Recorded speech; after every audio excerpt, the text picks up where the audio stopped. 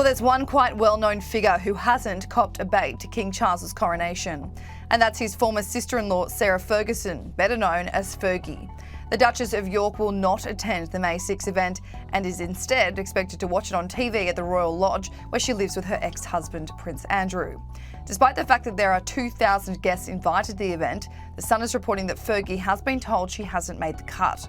Royal author Phil Dampier told the publication she can't expect to be at the top of the royal pecking order.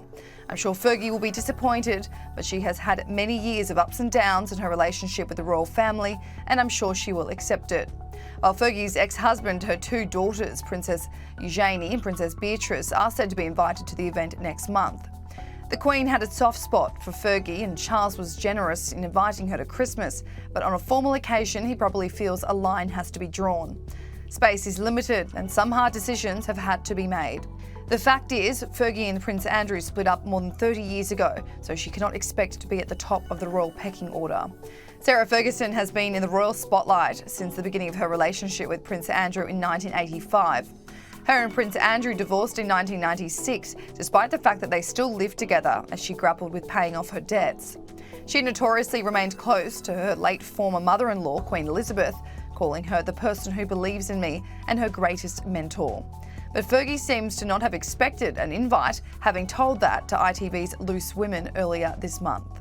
I personally will be having a little tea room and a coronation chicken sandwich and putting out the bunting. That's what I'm going to be doing, because that would make me very happy.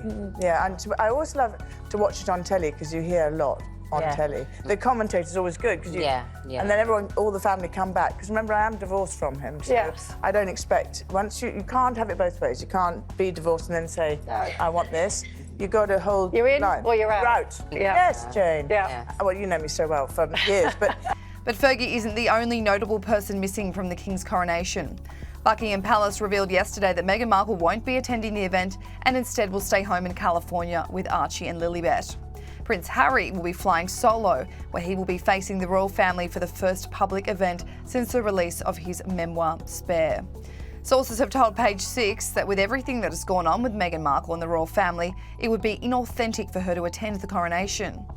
They had to make a decision that felt genuine and authentic, especially after everything that has been said and all the things that have gone down. The words that Harry and Meghan have said about the importance of their family are lining up with their actions. They care about their family, so Meghan is going to stay in California and Harry is going to support his dad. However, there is also speculation that Meghan Markle opted out from the event because she was fearful of how the British public would react to seeing her. You were planning to boo when it was going to be Harry and Meghan at the coronation. Now that Meghan's staying at home and it's just Harry coming, will you still boo?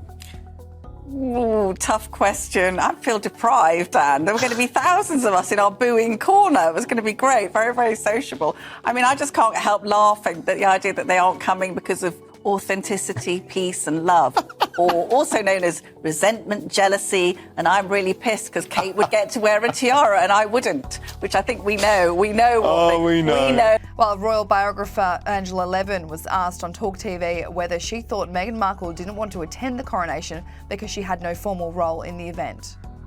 Well, I think Meghan doesn't believe in supporting anybody in her family. It's all about herself. And I think that Harry was the one who was very worried about whether he should go or whether he shouldn't. And in the end, I suspect they had a huge argument and he went and she's staying behind. I think she would want to be in the front row and the first one in the front of the balcony.